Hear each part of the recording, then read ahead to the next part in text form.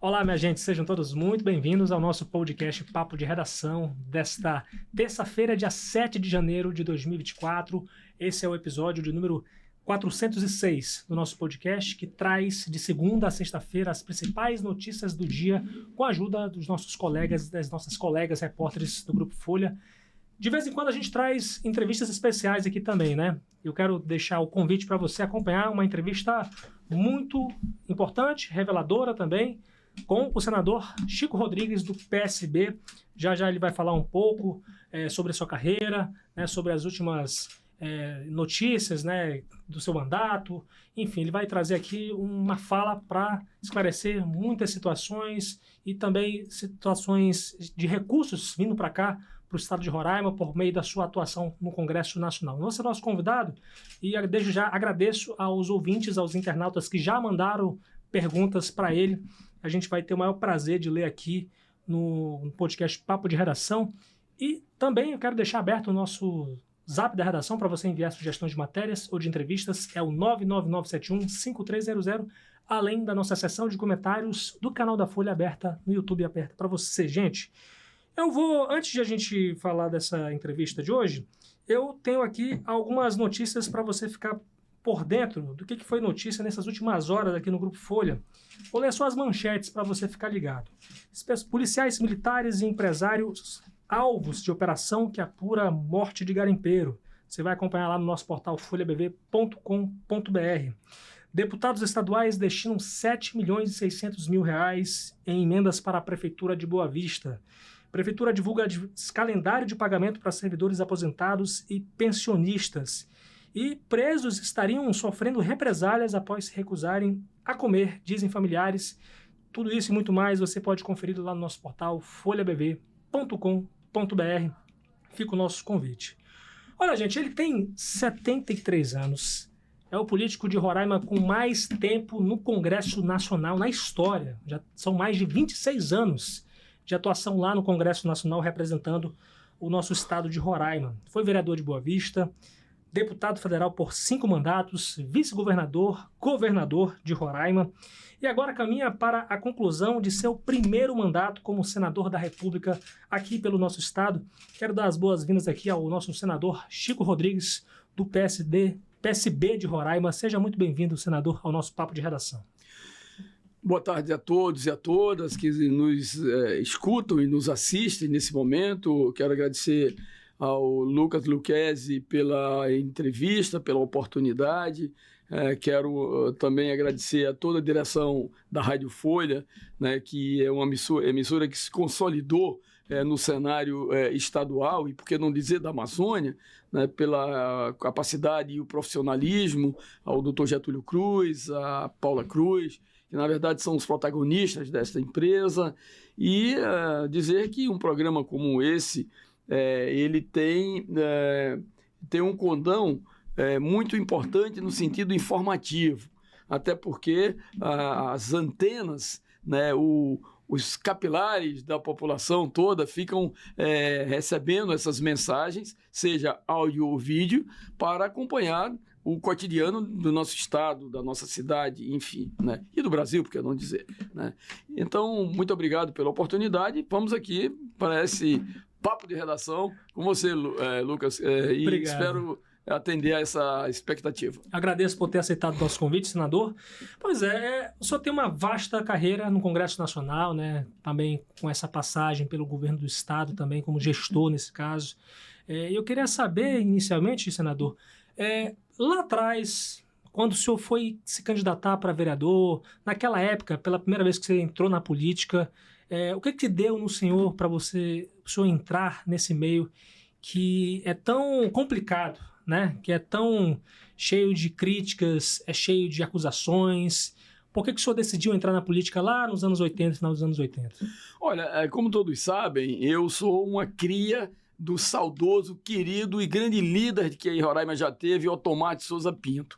Eu era da sua equipe, fui trazido para Roraima por ele em 1983, ou seja, em janeiro de 1983, e obviamente, assumi a Secretaria de Agricultura à época, sou engenheiro agrônomo, como você bem falou, de formação, e com uma experiência, aquela época, obviamente, não tinha nenhum rastro da experiência de hoje, mas com conhecimento técnico, como engenheiro agrônomo, tinha saído da academia, né, da Universidade Federal Rural do Estado de Pernambuco, e já tinha ocupado vários cargos de direção à época. E vim aqui para assumir a Secretaria de Agricultura, e tenho certeza que aquela época dos tempos mais difíceis, mas obviamente um Estado sendo desbravado, um Estado estrategicamente bem localizado no concerto dos Estados nacionais, na época território, tinha muita perspectiva de futuro. E a gente enxerga em perspectiva mesmo, né, o que eu vi naquela época.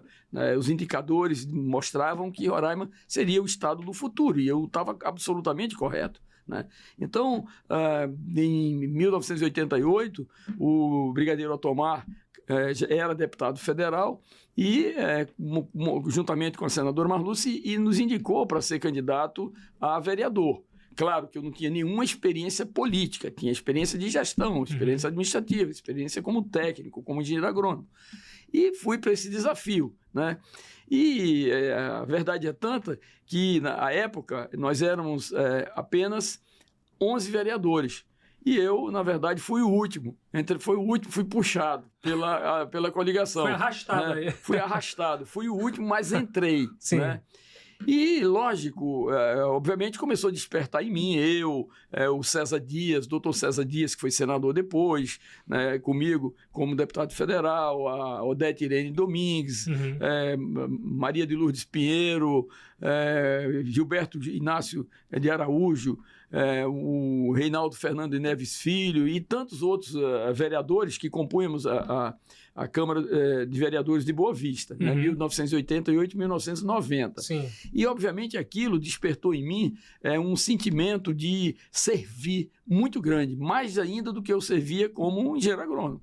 Né? Porque ali você está dentro das comunidades, está no povo, está sentindo no cotidiano as demandas das pessoas, enfim, do estado, do município. À época não tinha Assembleia Legislativa, Sim. Então a Câmara de Vereadores de Boa Vista era como se fosse uma Assembleia Legislativa, Sim. mirim. Né? E, obviamente, veio a criação do Estado de Roraima, com a Constituinte de 88, e as primeiras eleições gerais em 1990. E eu pulei de vereador da capital para deputado federal no primeiro mandato. E eram 8 vagas, né? E eu fui novamente o último na classificação. Muitos diziam, pô, tu é vereador, como é que tu não vai para estadual? E a senadora Marluce, à época, me dizia, não, você tem que ir para federal. Se não der certo, você volta para vereador. E eu fui assim, ouvi a senadora Marluce, o brigadeiro Otomar, principalmente ela, e tivemos um resultado exitoso. Né? Fui eleito deputado federal em 1990, aí daí 90, 94, 98, 2002, 2006, 2010, me candidatei a vice-governador a convite do saudoso Anchieta Júnior, que era governador à época. Né?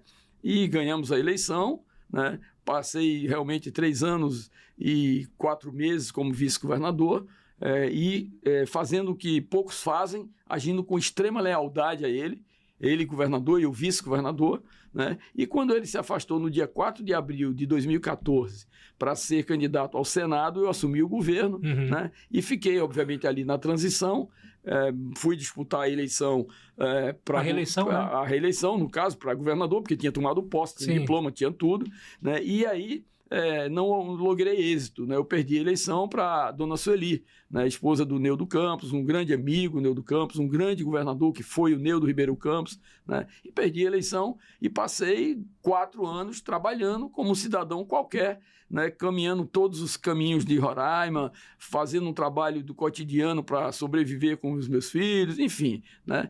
E em 2018, né, eu tive a oportunidade de concorrer com um apoio irrestrito de uma pessoa a quem eu tenho uma enorme gratidão, Abel Galinha. Né? O Abel era presidente à época do Democrata e me deu a oportunidade de ser candidato ao Senado. Houve várias conspirações, não queriam que eu fosse candidato, que não tinha nenhuma chance, etc. Mas eles esqueciam que quando Deus quer, não tem quem impeça. Né? E trabalhei, passei os 90 dias de campanha trabalhando dia e noite, como eu fiz nos últimos 4 anos, sem mandato. E quando vieram os resultados das eleições, eu tive a maior votação da história de Roraima para o Senado, né, concorrendo com nomes importantes, como o senador Romério Jucá, a senadora Ângela Portela, o senador, hoje senador Messias de Jesus, o pastor Isamar, Luciano Castro, que era deputado federal à época, e tantos outros. Éramos 11 candidatos. E eu era o pintinho feio. Né? Não está 5º lugar, 6º lugar, 7º lugar na pesquisa. Estava desacreditado completamente. Totalmente desacreditado. E foi para muitos, né, uma surpresa. Para mim não foi surpresa o resultado de vencer a eleição, mas foi surpresa sim, né, a diferença que me separou do segundo colocado. Então, foi quase que um reconhecimento da população de forma maciça, coletiva, né, do que eu tinha feito ao longo de tantos mandatos. Ali eu já estava com 8 mandatos, na verdade, 8 mandatos. Esse é o 9º, inclusive. Eu disputei 10 eleições e logrei êxito em 9, inclusive a eleição do senador da República. E hoje, graças a Deus, né, tenho procurado exercer o mandato com muita presença, com muita eficiência, participando de comissões, inclusive hoje eu sou membro da mesa diretora do Senado. Sim. Sou o 3º secretário do Senado. Né, e para um senador de Roraima não é fácil. Não é fácil porque existem os estados maiores, as coligações mais fortes, os partidos que mais pressionam, mas pela compreensão do presidente Rodrigo Pacheco, ele entendeu que a minha experiência poderia ajudá-lo na mesa diretora do Senado da República na sua gestão. E aí sou membro, 3º secretário até hoje. Agora, sobre essa questão aí desses últimos tempos, até a sua chegada como senador, eu lembro muito bem que depois que o senhor saiu do governo, o senhor ficou fora, como você falou, e aí depois o senhor chegou até a fazer um anúncio de que seria candidato a vereador de Boa Vista, lá para o Unidos de 2016. Queria saber o que aconteceu, o que fez o senhor mudar de ideia e desistir dessa ideia. Uma boa pergunta, até para esclarecer para a opinião pública do nosso Estado. À época, eu estava determinado, porque qual é a diferença de um vereador para um presidente da República? É só o mandato. Né? Eu tinha sido vereador, tinha sido deputado federal, né? Tinha sido vice-governador, tinha sido governador e estava sem mandato. O próximo mandato que tinha era vereador e prefeito. Eu não tinha, na verdade, alianças, coligações e a liderança suficiente para disputar a prefeitura. Estava independente. E estava independente e tem que ter a humildade de saber o seu momento. Né? Eu disse, poxa vida, eu vou ver se eu fico com o mandato, eu vou disputar para vereador. Né? E todo mundo estranhou, achou esquisito eu tendo ocupado todos esses outros cargos no Estado e sair candidato a vereador. Pois bem, eu tive um problema seríssimo, faltando um mês mais ou menos para a eleição. Todos sabem que eu já tinha feito uma cirurgia de câncer de próstata, né? E depois tive uma hérnia inguinal muito séria. Fui a Brasília já no período da campanha, faltando uns 30 dias para a eleição, e eu tive uma cirurgia extremamente preocupada. E o cirurgião, o médico que na verdade me acompanhou, ele me sugeriu não fazer nenhum esforço em 60 dias. Ora, como é que eu ia ser candidato deitado numa cama ou numa rede, ou numa cadeira de balanço? Não tinha condições. Né? Não sou nenhum super-homem para chegar e ficar numa cadeira de balanço e depois dizer, vote em mim, vote em mim, vote em mim. Quem engorda o boi é o olho do dono. Então o candidato ele tem que estar aonde o povo está. E é isso que eu faço como candidato e como parlamentar exercendo meus mandatos. Né? E aí realmente eu tinha que desistir, só tinha 2 caminhos. Ou ir para a campanha numa rede, ou em casa, na cadeira, enfim, como foi recomendado pelo médico, né, pela gravidade da cirurgia, ou então renunciar. Aí eu fiz um documento ao partido, inclusive encaminhando, né, ao Tribunal Regional Eleitoral, dizendo que, na verdade, eu não tinha. Mandei o laudo, inclusive, médico da cirurgia, o parecer médico, etc., e tive que desistir. Né? Eu digo sempre, nada acontece sem a vontade de Deus. Nada, absolutamente nada. Nem essa entrevista que nós estamos dando aqui agora, porque é a vontade de Deus que prevalece. Né? E aí não fui candidato, terminadas as eleições, ganharam os que foram mais votados, o prefeito, a prefeita à época, enfim. E eu continuei os outros 2 anos, né? Melhorei, me recuperando, né? Tive um pouquinho de problema já no final do ano, voltei a Brasília, ao médico, enfim. E graças a Deus foi contendo e consegui recuperar. Passaram 2 anos e vinha as eleições para o deputado estadual, federal, senador e presidente da República. E aí eu coloquei meu nome no partido, como já disse, tive o apoio total do Abel Galinha, à época presidente do Democrata, né? Muitos conspiraram contra, como de vez em quando conspiram contra mim, contra um fato que eu gostaria até de comentar aqui também, que aconteceu comigo já no mandato de senador, né? Mas nem assim eu me abalei. Fui trabalhando, tinha os grupos formados, tinha o pessoal que tinha um poder econômico muito grande, etc., né? E eu caladinho, entendeu? Fui pela vereda da cerca, andando e conquistando e avançando, e Deus quis, e o povo, na verdade, sei lá, me retribuiu com uma votação enorme, a votação, sim, me surpreendeu. Né? Mas, mais de 100 mil votos, né? 111 mil votos, 446 mil votos.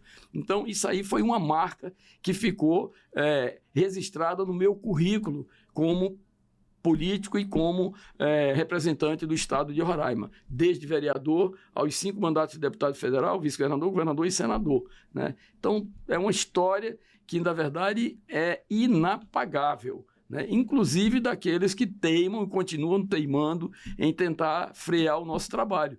E eu posso dizer, claro, dependendo do a gente vai nível falar de temas muito polêmicos, com certeza. Aqui. E eu simplesmente estou aqui, Lucas, para falar com absoluta e cristalina franqueza. Porque a única coisa que eu tenho feito até hoje na minha vida política, pessoal, é nunca mentir para as pessoas. Pode, não pode, dá certo, não dá certo, porque tem gente que tem uma conversa manhosa, tá certo? Que só a tua palavra, só o teu olhar pelas pessoas, só o ouvir pelas pessoas, ela já sabe quando você fala a verdade ou quando você está mentindo. Agora, né? Deixa isso aí eu me cobro muito. Sim. É que as pessoas tenham muita atenção no que cada um de nós fazemos, porque nós é empregado do governo. Nós é empregado do povo, nós é empregado daquele mandato que a gente exerce, nós é empregado, obviamente, de um mandato que não te pertence à população. Né? Então, é esse o meu sentimento. Senador, o senhor, durante quase 30 anos de carreira política, aí, o senhor teve a política como profissão, né? De fato. Dá para ficar rico da profissão política? Olha, veja só, são, na verdade, 32 anos que completará esse ano de 2025. Exatamente, foi mais de 30 mandatos. E eu lhe digo uma coisa, você, obviamente, vai crescendo ao tempo com a tua vida, afinal de contas, eu não tenho 30 anos, eu não tenho 40 anos, eu não tenho 50 anos, eu tenho 73 anos, e ao longo de toda a minha vida, seja como engenheiro agrônomo que fui lá atrás, porque eu só tenho um diploma, hoje, como você disse, eu sou quase um profissional da política, e não é diferente. Veja que dado interessante, dos 81 senadores da República, eu sou o 5º. Dos 81 senadores da República, eu sou o 5º com o maior número de mandatos. 9 mandatos, né? E então, você vai crescendo, você vai criando oportunidade, você tem família, você tem teus filhos que crescem, você vai formando eles, depois vai dando oportunidade de trabalharem também, no meu caso, como profissionais liberais, os 3 filhos que eu tenho, o Pedro, que é o mais velho, a Patrícia, que é a do meio, e o Tiago, e, na verdade, você vai crescendo junto com a família. Então, é um crescimento que não lhe deixou rico, lhe deixou, sim, bem de vida, em condições de ajudar a sua família, de acomodar com dignidade, de abrir as portas para que eles possam continuar nessa longa estrada e sinuosa da vida, crescendo, descobrindo novos momentos de desenvolver suas atividades econômicas, né? Mas, graças a Deus, em nenhum momento, não que eu tenha alguma coisa contra quem enricou, quem ficou milionário, etc., mas eu estou dizendo que o trabalho, ele consome muito de você quando você se dedica. E eu posso dizer isso com a clareza de uma janela sem vidros. Por quê? Porque, se você vê hoje, o volume de recursos e de obras e de entregas que eu tenho feito para o Estado nesses 6 anos de senador, você se assusta. Inclusive, em função dos custos elevados de televisão, de jornal, de rádio, as próprias redes sociais, você montar equipes, etc., né, praticamente, eu diria que 80% do que eu tenho feito e entregue para a população de Roraima, nesse mandato de senador, não é do conhecimento das pessoas. O que, para mim, é uma situação um pouco difícil. Veja bem, para a pergunta não ficar como Sim. letra morta, né, só objetivando, não, Lucas, eu, na verdade, tenho uma vida tranquila, confortável com a minha família, com meus filhos, com meus netos, os negócios que a gente tem, uma propriedade que nós temos em São Luís do Anauá, uma empresa de terraplanagem que nós temos aqui com meus 2 filhos, né, e uma rádio que nós temos em Rorainópolis, um FM, a 91.9, tudo fruto de trabalho familiar. Aí nós não tem sócio, nós não tem laranja, nós não tem pera, não tem limão, não tem ninguém metido em nada nosso. É aquilo que é conhecido e que não tem um cabrito na minha propriedade que não seja declarado no meu imposto de renda. Porque, na verdade, você tem que abrir as suas vísceras para que as pessoas acompanhem. Tem gente que tem na declaração de candidato, imposto de renda, não sei o quê, que tem, sei lá, 10 mil reais aí de patrimônio e tudo. Eu acho que isso é hipocrisia. A gente tem que dizer o que tem, meu amigo. É o que a justiça eleitoral exige, então você tem que dizer de uma forma clara, limpa e transparente, né? Então, você veja, e nesse mandato de senador, que obviamente, pelo meu conhecimento, eu sou o decano dos parlamentares de Roraima, eu tenho 26 anos de mandatos em Brasília, estou falando em Brasília, 20 anos Exatamente. Deputado federal e 6 como senador da República, eu vou nos ministérios, eu sei onde tem recursos, eu sei qual é a demanda reprimida do nosso Estado, na saúde, na educação, na agricultura, nos investimentos de infraestrutura, inclusive. Eu sei que você está com uma pauta enorme de perguntas, mas se você deixa eu fazer rapidinho, em talvez 2, 3 minutos, um resumo, você vai achar interessante. Veja bem, prédio da Secretaria de Educação, que é o verdadeiro templo da educação de Roraima. De quem é a emenda? Do senador Chico Rodrigues, né? Então, é um prédio que hoje tem uma dimensão além do tempo, porque ali, na verdade, é a grande academia onde os profissionais da educação vão e já estão fazendo planejamento de curto, médio e longo prazo para que nós tenhamos uma educação de qualidade, formando, capacitando, treinando, propondo, acompanhando, fiscalizando, ou seja, é todo o processo em que uma Secretaria de Educação precisa ter para entregar uma qualidade de ensino e uma infraestrutura de ensino para que nós tenhamos futuro das nossas próximas gerações, né? Prédio da Secretaria de Educação. Você vai para a cidade satélite, duplicação da cidade satélite, que aquilo ali era, na verdade, um perigo gigantesco de acidentes toda semana, todo dia. À noite, na verdade, era uma coisa gravíssima aquele trecho ali do posto do Natanael, na entrada da cidade satélite, anel viário, né? Até o anel viário. Está duplicado, está se fazendo meio fio, vai ter iluminação de LED de fora a fora, do posto até o anel viário, a licitação já foi feita, estamos esperando iniciar as obras. Aí você vê a iluminação de LED do posto Trevo até o viaduto na saída para o Amazonas, já está sendo levantada todo posteamento, lâmpada de LED, a iluminação da ponte do Macuxi até a entrada do Cantar na BR-432, né, ali no Santa Cecília, toda lâmpada de LED. Agora há pouco tempo aqui no estúdio eu estava falando com uma das pessoas da empresa que vai fazer essa obra, já está licitada já para início de execução, que são obras estruturantes, né? Você verifica, inclusive, a duplicação, né, da ponte do Cauamé até o Dandanzinho, com canteiro central de iluminação de LED, projeto do senador Chico Rodrigues, recursos viabilizados através do DENIT em dezembro de 2022, no último dia do ano, né? E o vice-governador, né, Edilson Damião, acompanhou para e passo exatamente a alocação desses recursos, né? E são obras que vão mudar definitivamente a fisionomia da nossa cidade. Todas as entradas, entrada para Guiana, iluminada de lâmpada de LED, passando pelo o Santa Cecília até a entrada do Cantar. Saída para Manaus e entrada de Manaus até o viaduto ali próximo da Polícia Rodoviária. Lâmpada de LED, senador Chico Rodrigues. A saída de Boa Vista pelo Cauamé para Venezuela até o Dandanzinho, canteiro central, duplicação, lâmpada de LED. Né? Então, na verdade, todas essas obras fazem parte exatamente de uma visão de gestor, que eu fui como governador, inclusive, e obras estruturantes para o nosso estado. E se você for para o interior, graças a Deus, eu já coloquei para todos os municípios de Boa Vista, os 15 municípios, os 14 do interior, mais a capital, recursos expressivos para estradas vicinais, para asfaltamento, para ligação de BRs com BRs, como é o caso da Vila Martins Pereira na BR-174, até a BR-210 na Vila Moderna, encurtando distância para os produtores rurais. Se você for ver a parte de eletrificação rural, já coloquei centenas e centenas de milhares de recursos para a iluminação rural e urbana. Boa Vista hoje tem 15 bairros que foi iluminado todo de LED com minha emenda. Uma emenda de 5 milhões, uma emenda de 4 milhões.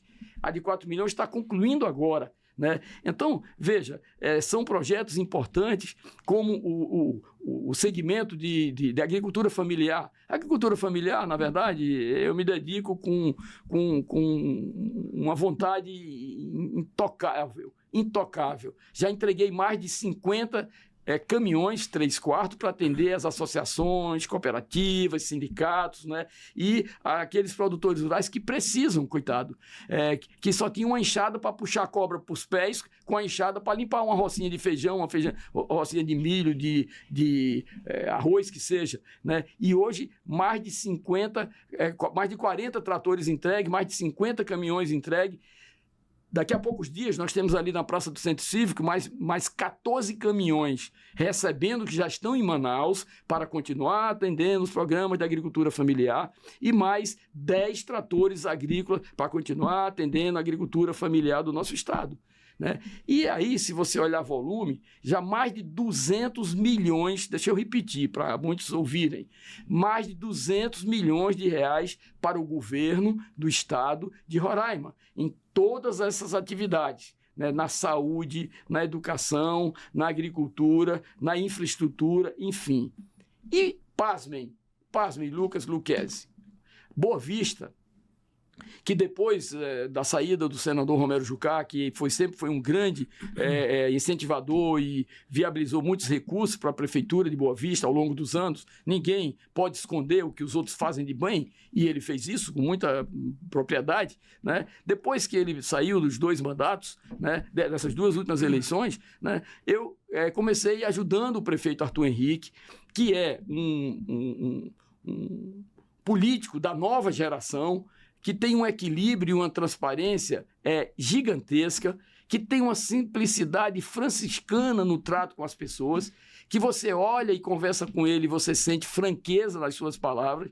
Então, eu achava, naquele momento, quando no final de 2022, comecei a me aproximar para também abrir uma porta para eu colocar recursos das emendas e recursos extraordinários para a Prefeitura de Boa Vista, né, que vi a necessidade que a Prefeitura teria de receber um volume de recursos que pudesse ajudar também, né, além dos ICM, os impostos que recolhem obrigatórios, o próprio os próprios recursos de repasse da União, né? Então, comecei colocando recursos para a agricultura, né? Comecei colocando recursos para irrigação, comecei colocando recursos para iluminação, como eu acabei de falar, né? 15 bairros iluminados de LED com emendas minhas. Comecei colocando recursos para a saúde. Para você ter ideia, o Hospital Santo Antônio, os 20 leitos de UTI, que é de primeiro mundo, os 20 leitos de UTI do Hospital Santo Antônio, do Hospital Infantil Santo Antônio, que é de primeiro mundo, são mantidos com emendas do senador Chico Rodrigues, E aí, se você abre os olhos, essas áreas de turismo, por exemplo, eu tive, há 2 dias atrás, lá no Aquamac, né, o asfalto da BR-174 até o Aquamac são 9 quilômetros. Já tem quase a metade feito já. Vai ficar um pulo para as pessoas irem com seus filhos, de carro, de caminhoneta, de moto, de bicicleta, do que seja, sair de Boa Vista, chegar no Aquamac em cima do asfalto. Né? Esses outros banhos, que na verdade estão todos aí caracterizados já como pontos de turismo, todos eles com emenda do senador Chico Rodrigues, que vai começar nesse verão agora os asfaltos, né? Perfazendo, Lucas, um total de 430 milhões de reais. Tudo isso que o senhor falou. Deixa eu repetir. Só da Prefeitura de Boa Vista... Em 8 anos de mandato. Em 6 anos, né? 6 anos de mandato, exatamente. 430 milhões de reais. Então, veja, eu estou fazendo a minha parte. Claro que conta muito a minha experiência, conta muito o feeling que você tem da necessidade que tem em determinados segmentos, né? E que quando você faz uma mídia grande, pesada de tudo isso, é irretocável, é inatacável. As pessoas, na verdade, vão ficar pasmas com a quantidade de recursos que eu tenho alocado também para a nossa capital, atendendo, na verdade, a um governo municipal coerente, equilibrado, competente e, acima de tudo, comprometido com essa cidade, né? Então, eu tenho feito o meu papel, eu tenho exercido, eu digo sempre, como dizia Ulisses Guimarães, até plagiando, o político tem que estar aonde o povo está, e isso eu faço com muita propriedade. Eu fico muito feliz, só peço a Deus todo dia que me dê saúde, me dê essa energia. Pô, 73 anos de idade, não tenho inveja de nenhum garoto desse de 25, 30, 40 anos, 50 anos, que exerce mandato.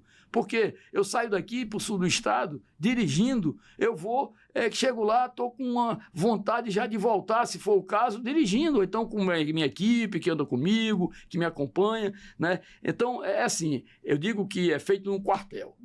A tropa é a imagem do chefe. Se você se dedica, se você trabalha, se você vai, leva um benefício para uma família, vai no hospital visitar um doente, se você vai levar uma cesta básica para alguém que precisa, se você estende a mão, porque se eu não fosse político, que diabo é que eu queria fazer levando isso ou aquilo para as pessoas? Não tinha nem necessidade, não era político. Mas se você é político, tem que, na verdade, garantir o seu mandato e a confiabilidade da população. Você não se esconde no mandato. Político não é para trabalhar somente na época de eleição. 3 meses antes, vou botar dinheiro no bolso, como alguns dizem, né? Alguns fazem. E vou comprar. Fazem, mas cada um cuida de sua vida. Uhum. Né? Então, na verdade, eu acho que o mandato começa no dia que sai o resultado da eleição. E termina no dia que proclama novamente a eleição, porque no outro dia quem é eleito já começa outro mandato. E isso eu posso dizer até como uma doutrina, porque eu tive a oportunidade, o privilégio de ter 9 mandatos. Né? 9 até hoje, 9. Né? E, obviamente, o futuro a Deus pertence, né? Mas, de qualquer forma, eu tenho certeza que esse equilíbrio, essa responsabilidade no mandato, o compromisso que você tem que ter, né? A dedicação que você tem que ter, muitas vezes, inclusive, deixando de lado a tua família. A minha filha, inclusive, às vezes, ela diz para mim uma coisa interessante. Pai, a coisa que eu queria mais era que um dia o senhor perdesse a eleição, porque a política roubou muito o senhor da família. E isso aí eu sei lá dentro de mim, como é duro, né? Mas com isso você pode, na verdade, mostrar, dar o exemplo, trabalhar, mostrar que, na verdade, as pessoas e a tua profissão ela é importante para que as pessoas possam ver o que você faz por elas, o que você se dedica, como, na verdade, você se preocupa também com quem está lá na esquina. Muitas vezes você passa na rua, muitos nem olham, às vezes quem está ali pedindo, né, na esquina com um papelão na mão, quando, na verdade, em casa ou no seu bolso você tem alguma coisa que um pouquinho de nada, para ele já representa muito, já é tudo, né? Então, um comentário como esse da minha filha, isso aí marca pra caramba a vida da gente e é o combustível que nós temos exatamente para se dedicar mais ainda no mandato que nós exercemos. Agora, antes de a gente falar um pouco sobre o seu futuro, que certamente eu sei que você está emocionado, mas é bom a gente deixar sempre em pauta aqui. Por exemplo, senador, o senhor destacou um pouco da sua trajetória toda, né, dos recursos que o senhor trouxe aqui para o nosso estado de Roraima, especialmente para a capital, mas teve um fato especial que, de 4 anos para cá, tem sido associado frequentemente à sua imagem, né, que é o fato de que em 2020 o senhor foi alvo de uma operação da Polícia Federal em que a polícia estava investigando um suposto desvio de 20 milhões de verbas da saúde pública de Roraima, né? A gente estava no meio de uma pandemia da Covid-19, né? A maior pandemia em 100 anos, e teve essa investigação muito séria. A polícia foi na sua casa, o delegado, inclusive, acompanhou o senhor quando o senhor falou que iria ao banheiro e estranhou. Ele estranhou o fato de o senhor ter na sua cueca um volume que logo se verificou que era por volta de 15 mil reais, que o senhor vai falar aqui, na verdade, quanto é que o senhor tinha. Eu queria primeiramente saber desse fato, senador. Por que o senhor escondeu aquele dinheiro e do que era aquele dinheiro? Olha, veja bem, na vida da gente, muitas vezes você é tomado de assalto por ciladas que armam na sua vida, né? Você veja, qualquer comerciantezinho de nada tem 32 mil reais, não foram 14 mil, né? Foram 32 mil reais que eu tinha, que era o pagamento da nossa firma, dos meus filhos, que nós fazemos normalmente aos sábados, né? Principalmente do interior, a cozinheira, o vigia, o operador, o mecânico, o motorista, e nós guarda em casa. Lógico que você sabe que a maioria do pessoal não tem, hoje inventou o Pix, na época não tinha Pix, né? Hoje, na verdade, você guarda o quê? Em casa, R$1.000, R$2.000, o salário que recebe, e você guarda o dinheiro para pagar a esses funcionários, cada um tem um envelopezinho, e você bota lá, Dona Maria, cozinheira, o João, o operador, Antônio, o mecânico, e assim por diante. E lógico que quando eu percebi aquela cilada, eu queria, na verdade, de qualquer forma, alucinada, esconder o dinheiro que era o dinheiro para pagar os empregados nossos da nossa firma. Então imagine, você veja, depois que passa todo aquele episódio, né, você começa lutando para, de forma transversal, identificar por que aquilo, que origem aquilo. Um recurso que não era 20 milhões, eram 19 milhões que eu consegui das emendas para o governo do Estado, e eles estavam intactos, passaram por 1 ano e 6 meses intacto na conta do governo do Estado, inclusive com declarações claras do governador, com declarações claras do pessoal que acompanha e faz a fiscalização e o controle dos recursos, né? Esses recursos estavam intactos, 19 milhões, 1 ano e meio aquele episódio, eles ficaram intactos na conta do governo do Estado, né? Mas a gente sabe das ciladas de políticos que inventaram aquela fala, inventaram inclusive aquele modo de procurar me atacar e fazer uma surpresa, porque imagina, né, um episódio desse na tua casa ao amanhecer do dia, você jamais, mais de quase 30 anos, 29 anos de mandato que eu tinha à época, nunca tinha acontecido nada, mas absolutamente nada, que pudesse, na verdade, me assustar. E, lógico, você se assusta, né? E esse episódio foi realmente um episódio que praticamente deixou uma marca, uma nódoa na minha vida pessoal. Obviamente, a opinião pública, que não analisa, uns analisam, outros te defendem, outros não defendem. A oposição procura te sacramentar, mas, acima de tudo, procuram encontrar não sacramentar, mas procuram te acusar de uma forma muito covarde, muito vã, muito vil, né? E você continua fazendo o mesmo trabalho que você fazia a vida inteira, né? Então, tem episódios na vida de cada um da gente que é impossível você justificar, né? Quando você, na verdade, corre de um fato, quando você, na verdade, você some de um momento porque você entrou em desespero, é uma coisa. Quando você continuou seguindo passo a passo, isso foi 14 de outubro de 2020, com apenas 1 ano e pouco de mandato de senador. né? E eu já sentia naquela época, né, que havia uma pressão gigantesca sobre mim, porque eu eventualmente poderia ser candidato pela votação que eu tive, o recall, a lembrança que eu tinha na opinião pública, eu poderia ser candidato a governador em 2022. Isso era natural. Poderia ser candidato, vindo naquela velocidade de uma eleição inesperada e você sair. A mesma coisa agora do prefeito Arthur. Imagine, o prefeito Arthur ganhou a eleição com 75% dos votos. Sabe o que acontece hoje? Se não tiver nenhum episódio contra ele, ele é quase imbatível para o governo do estado em 2026.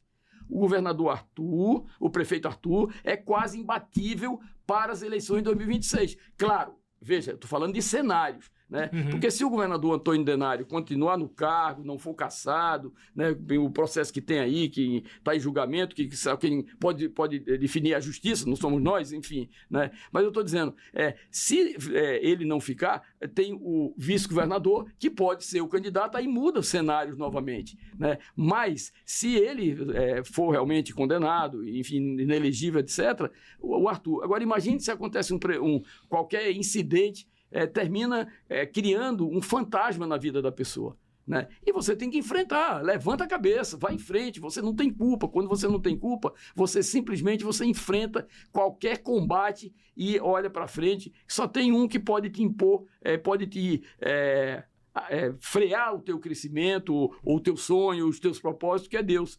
Mas, fora isso, há uma acomodação natural, as pessoas vão fazendo uma interpretação daquilo, na verdade, que são fatos reais, que são fatos verdadeiros, e aquilo que, na verdade, ciladas, são armações que são feitas contra as pessoas. E quantos que já tem acontecido nesse país, principalmente contra políticos. Né? O senhor se declara inocente, então? Como? O senhor se declara inocente nesse caso? Absolutamente. Se tem alguma coisa na vida, Lucas, que eu tenho a minha consciência tranquila, mas, acima de tudo, uma revolta silenciosa dentro de mim, é exatamente a conspiração que foi armada contra mim naquele momento. Porque você imagina um momento de desespero, você nunca viu coisa igual na tua vida, com 70 anos. 70, você nunca viu coisa igual. E você assusta. Eu tinha 20 e poucos funcionários para dar comida, de comer, para pagar salário deles, para eles, no final da semana, ter o salário deles. A firma aqui em Boa Vista? Aqui em Boa Vista. Aqui em Boa Vista. Não, aqui, né, funcionários aqui, mas que trabalham aqui no interior. Né? É um operador de máquina que está aqui, é um caçambeiro que está ali, é uma cozinheira que está no acampamento desse, etc. E sua propriedade, essa firma? A propriedade, na verdade, é dos meus filhos e minha, é da família. Uhum. Nós não escondemos patrimônio. Existe um guarda-chuva que ali, só quem pega no pau do guarda-chuva ali sou eu e os meus filhos. Né? Ou seja, não tem ninguém, não tem intermediário, não tem ninguém. Essa empresa é de quê exatamente? Para de terraplanagem, de máquinas, de aluguel de máquinas, e execução de serviços, etc. Né? Então, na verdade, eu estou afastado porque eu exerço mandato. Mas a Constituição faculta e permite que você se afaste no exercício do mandato. Então, a gerência dos negócios é com eles. Né? Então, mas a propriedade é nossa, não é? Não, é de fulano, é de cicrano, não.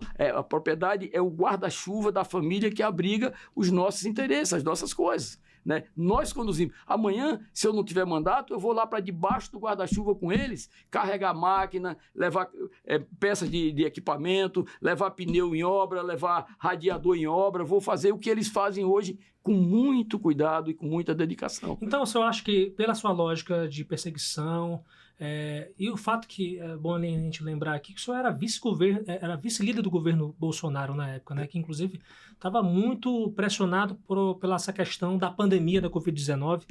Eu queria saber se, por essa lógica, o senhor acredita que houve algum tipo de perseguição também por fato de o senhor ser como se fosse um braço próximo do Bolsonaro? Olha, na verdade, foram vários cenários que foram discutidos. Inclusive, você lembra a época, a pressão que o presidente Bolsonaro sofria, né? Eu que fui colega dele 20 anos. Eu fui colega do presidente Jair Messias Bolsonaro 20 anos na Câmara dos Deputados. E, ao assumir a presidência, ele convidou 5 senadores para serem seus 5 vice-líderes. E o líder, Fernando Bezerra Coelho, de Pernambuco, que era o cabeça, que coordenava a liderança, né? E ali, obviamente, quando começou a pandemia, em função das brigas que ele teve com a imprensa nacional, internacional, a negação da tal da vacina, etc., né? Todo mundo que estava no seu ciclo foi atingido, todo mundo sabe disso, todos foram, né? E, por azar, um fato que ficou mais visível por ser um fato inusitado foi exatamente aquele momento que eu vivi, né? Então, se você hoje não existe hipótese absolutamente nenhuma de eu ter um vínculo sequer de culpabilidade. Então, isso aí para mim é o que me conforta, me tranquiliza, né? A vida continua, as mágoas vivem e vão por toda a eternidade, lógico, as mágoas, né? Mas o tempo do homem não é o tempo de Deus. Tudo no seu tempo. Uma hora vocês vão ouvir exatamente de onde partiram aquelas conspirações, né? E os responsáveis que procuraram fazer com que freassem, além do aquele conflito que tinha em relação ao presidente Bolsonaro e aqueles que lhe cercavam, também a questão que eu poderia ser um candidato a governador em 2022. Mas o senhor acha que essa investigação, ela, de certa forma, ela foi contaminada por essa questão toda, pela questão política? Na época, a investigação da Polícia Federal, ela teve algum tipo de tendência em relação a isso? Sim, também, porque você sabe, a conspiração é cega, né? A conspiração é cega. Quando alguém, na verdade, quer destruir a reputação, quando alguém, na verdade, está conspirando, ele, não, na verdade, não tem limite. Não tem limite. Ela simplesmente procura atingir um alvo. Eles têm um alvo para atingir. O senhor acha que a Polícia Federal tem falhas nesse caso? Não, em vários casos já teve falha, não apenas nesse caso. Nada é perfeito, nenhuma instituição é perfeita, né? E a forma com que foi, a condução como que foi feita, como todos sabem, né? Foi, segundo dizem lá em Brasília, o próprio ministro, né, ao autorizar, ele entendeu que houve realmente um excesso e uma informação descoordenada quando os recursos estavam 100% na conta do Estado, né? Então, isso aí, Lucas, são as conspirações que elas trabalham de forma sorrateira, elas trabalham em silêncio. E aí atingem A, ou B, ou C, e depois, para você, na verdade, se justificar, ou você provar, aí, meu amigo, é um verdadeiro suplício na tua vida, né? Agora, o senhor, porventura, esse dinheiro que foi apreendido na sua casa, né, na sua cueca, porventura, o senhor requereu isso, a devolução desse recurso? Já requeremos, exatamente. Você conseguiu? Agora, você sabe que esses processos na justiça, eles são lentos, eles são rápidos para, na verdade, incriminar, mas são lentos para justificar e absorver. E devolver, inclusive, que vão devolver. E eu não quero fazer nenhum estardalhaço. Eu sei que está próximo, nós estamos acompanhando com o pessoal que nos acompanha, o advogado que nos acompanha e tudo, está próximo de ser devolvido e tudo, mas eu não quero fazer nenhum juízo de valor disso, nem nenhum proselitismo, né, para sair pregando que está aí. Ei, a minha consciência vale mais do que uma conspiração. O senhor acredita, então, que no final das contas o senhor será absolvido nesse processo? Olha, é tão verdadeiro que tem 4 anos e nunca encontraram um fio de meada, um fio de cabelo, um fio de linha, nada, absolutamente nada. Então, é o tempo da justiça e o nosso é a paciência franciscana para enfrentar essas conspirações que, na verdade, elas se armam na tua vida, em qualquer coisa. Senador, agora sobre o seu futuro, o senhor vai tentar a reeleição para o Senado ou o senhor pretende, digamos assim, baixar a hierarquia da política? Como é que o senhor pretende lidar com o seu futuro agora com esse contexto, né, que envolveu o senhor aí, a sua imagem? Olha, Lucas, é o seguinte, o tempo do homem não é o tempo de Deus. Faltam 19 meses, vou repetir, faltam 19 meses para a eleição de 2018. Veja, 2026, perdão, estava lembrando 2018, da minha eleição. Então, faltam 19 meses, né? Em 19 meses, muita água ainda vai passar debaixo da ponte. Muitas coisas ainda vão acontecer. né? Nomes novos surgem, políticos antigos se movimentam. Eu e o senador Messias, que somos os dois que estamos concluindo este mandato em 2026, estamos conscientes das dificuldades que vão vir, né? Mas você sabe muito bem que na política tem o tempo de avançar e tem o tempo de recuar, né? E eu não tenho nenhuma dificuldade em disputar qualquer cargo que seja. Por quê? Eu já ocupei tudo em Roraima. Eu fui vereador, fui deputado federal 5 mandatos, fui vice-governador, fui governador, fui senador. Então, tem alguns que, na verdade, procuram recuar, procuram... eu não vou me rebaixar a um cargo menor do que eu era, tá? Eu sou deputado estadual, não vou voltar para vereador. Eu ia voltar de governador para vereador, naquela época, né? Então, eu não tenho aqui, deixar de uma forma clara, como uma janela sem vidros, como eu costumo dizer, né? Eu não tenho aqui nenhuma dificuldade, nenhuma razão para não reavaliar minha vida política, minha vida pessoal, inclusive a minha vida pessoal, né? Porque a minha contribuição é inquestionável. Ninguém nunca colocou tantos recursos para o estado de Roraima no mandato quanto eu. Vou fechar, se Deus quiser, esse mandato beirando R$1 bilhão. Deixa eu repetir para as pessoas cobrarem. Vou fechar esse mandato em 2026 com aproximadamente R$1 bilhão. Já não está muito longe, não. Hoje, né? Ainda tenho 19 meses pela frente ainda. 19 não, 24, né? Porque o mandato vai até 1º de janeiro de 2027. 1º de fevereiro, né? 1º de fevereiro, perdão, 2027. Né? Então tem 2 anos para passar, quem sabe, até longe desse valor, né? Então, fazendo o quê? Trabalhando. Fazendo o quê? Me dedicando. E a prova é tanta, na confiança dos meus colegas, eu acho, né? Porque eu fui convidado para ser 3º secretário da mesa da Câmara, depois de uma injustiça gigantesca, Senado, né? Que eu passei para o Senado. Né? Fui convidado para ser o 3º secretário do Senado, né? E tenho ocupado comissões importantes, né, do Senado, tenho apresentado projetos no Senado que são importantes para a lei do PIX, em função do que tem sido mal usado através de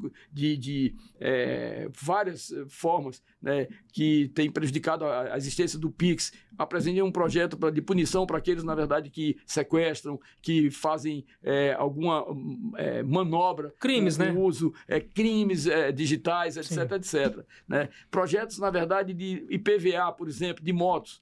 O não pagamento de IPVA de motos, porque a moto é um instrumento de trabalho para aqueles que mais precisam, né? Então, foi aprovado pelo Congresso Nacional. Tem alguns estados que ainda não implementaram, como o nosso, infelizmente, porque tem estados que já implementaram o não pagamento de PIX para IPVA, né? IPVA, perdão. Para motocicleta até 170 cilindradas, né? Então, você veja, quem é que tem moto até 170 cilindradas? A pessoa que está mais lascada, que não pode comprar uma de 200 cilindradas, de 400 cilindradas, né? Aqueles que usam mais a moto para o trabalho. E assim por diante, vários outros projetos que estão em tramitação no Senado, e exercendo meu papel, exercendo meu mandato, me dedicando. Afinal de contas, eu gosto de repetir isso sempre, 9 mandatos não são 9 anos, são 32 anos de mandatos consecutivos que eu tive até a eleição de governador, quando fui vice-governador e assumi o governo do estado. Então, se você contabilizar isso aí, poucos deram tanta contribuição ao estado de Roraima quanto eu. É inapagável. Se você olhar meus 5 mandatos de deputado federal, você vai ver coisas importantíssimas que eu implantei nesses municípios todos do estado de Roraima, que eu trouxe para implantar, ajudar os prefeitos, a infraestrutura, etc, etc. Você vê aqui em Boa Vista, quando fui governador há pouco tempo, implantei, fiz um saneamento nas contas do estado, ajudei muito, inclusive com orientação paralela do ex-governador Anchieta, né, que, veja, tinha acabado de sair do governo também para equilibrar, para se ganhasse a eleição né, naquele ano, poder fazer um bom trabalho nos quatro primeiros anos. Implantei um programa que inventaram de mudar o nome agora, que é tudo a mesma merda, é tudo a mesma coisa, né? O Ronda no Bairro, por exemplo. Implantei o programa Ronda no Bairro, que foi o tempo em que teve segurança 100% na nossa capital. Aí mudaram para polícia na rua, né? Pronto, tá aí. Consegui 34 veículos Duster para a Polícia Militar, já agora em 2023, né? Para a Polícia Militar, para dar continuidade ao programa Ronda no Bairro Antigo, que eu ajudei a implantar, que, aliás, que eu implantei, né, como governador. Então é assim, cada um no seu tempo faz aquilo que é possível. E eu, no meu tempo, eu fiz aquilo que é possível. Hoje estou fazendo aquilo que é possível, estou olhando para frente ainda esses, como disse, 2 anos que falta, né, de mandato. A eleição falta 19 meses, mas o mandato vai 2 anos. Até fevereiro de 2027, nós temos ainda fevereiro de 26 e fevereiro de 27, né? E, resumindo, parece que eu fui no Tepequém, voltei para responder a tua pergunta. É isso que eu quero saber. Para dizer, a eleição de 2026, ou seja, no ano que vem, a Deus pertence. Eu vou avaliar, vou analisar, vou acompanhar, vou ver as pesquisas, vou ver as alianças, as coligações. Sei que vai rolar muito dinheiro nessas eleições. Vocês vão se assustar como o processo eleitoral em Roraima ficou caro. Vai ter que ser para milionário mesmo. Escutem o que eu estou dizendo aqui hoje, nesse dia 7 de janeiro de 2025. Vai ser uma eleição de milionário, eleição de governador, eleição de senadores, eleições de deputados, com poucas exceções, né? Vai ser de milionários e acabou. Tá, agora eu quero saber exatamente, então, o senhor, por exemplo, o senhor falou que não tem problema em, digamos, descer o nível na política, no sentido de disputar um cargo menor, digamos assim, né? Deputado federal está no seu radar, deputado estadual está no seu radar, como é que é? Todos os cargos que têm possibilidade estão no meu radar, porque se eu não puder ser eu vou analisar a possibilidade de ser outro, isso é natural. Né? O que está mais forte aí para o senhor? Não, veja bem, o que está mais forte hoje como convicção é a minha reeleição, sim. Porque vai ter muito ainda tumulto daqui para 2026, né? Que pode alterar os vários cenários. Então, você perguntar qual é o marco 1 seu, primeiro, a reeleição, disputar a minha reeleição ao Senado. Passar mais 8 anos trabalhando, cada vez mais avançando, ajudando o Estado a se desenvolver. Ponto. Segundo, eu tenho deputado estadual, tenho deputado federal e tenho presidente da República. Presidente da República eu não tenho pretensão nenhuma, né? Apesar de que para Deus nada é impossível. Vamos no plano de Deus. Para Deus nada é impossível, né? Há 50 anos, quando o presidente Luiz Inácio Lula da Silva saiu de Pernambuco em cima de um caminhão pau de Arara, com a mãe, com Dona Lindu, para São Paulo, né? E foi morar num quarto, 7 pessoas num quarto, dormindo no chão, no frio danado de São Paulo, né? E o homem hoje é a 3ª vez que é presidente da República. 3ª não, a 5ª, né? Porque elegeu um poste, elegeu o Dilma 2 vezes. Então é a 5ª vez que controla, que tem o comando do país. É vontade de quem? É vontade tua, minha, de quem é oposição, quem é aliado, não? Não, é vontade de Deus. Tô falando nesse sentido aí, senador. Agora, eu queria saber do senhor o que deu, assim... assim, veja bem, se analisando a sua trajetória política, foram, acho que, mais de 10 partidos, o senhor foi filiado. Aí teve o governo Bolsonaro agora, o senhor chegou a ser vice-líder do governo, o senhor chegou a ser base do governo Bolsonaro, entrou o governo Lula e aí o senhor foi para a base do Lula? O que aconteceu? Olha, na verdade, o que acontece é o seguinte, eu sou senador de Roraima, eu sou senador do Brasil, eu não sou senador. Quando você está exercendo um mandato, você não pode fazer disso um projeto pessoal e nem radical. Veja, quando eu assumi o mandato de senador, fui convidado, fui vice-líder do governo, presidente Bolsonaro, etc., né? Era um momento, uma situação. Quando o presidente Bolsonaro perdeu as eleições para o Lula em 2022, o que acontece?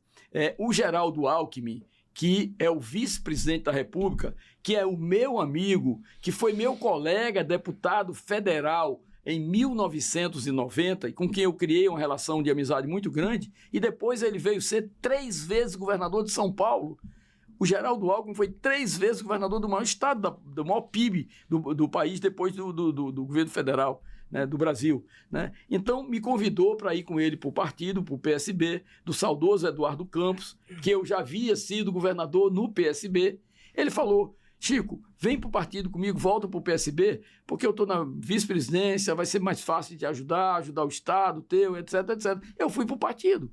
E, ora, veja, eu sempre fui um político de centro. Nunca fui radical de direita, tem um bocado de maluco aí de direita, e nunca fui radical de esquerda, como tem outro grupo de maluco de esquerda extrema e de direita extrema. O senhor seria um político moderado? Eu sempre fui na linha moderada.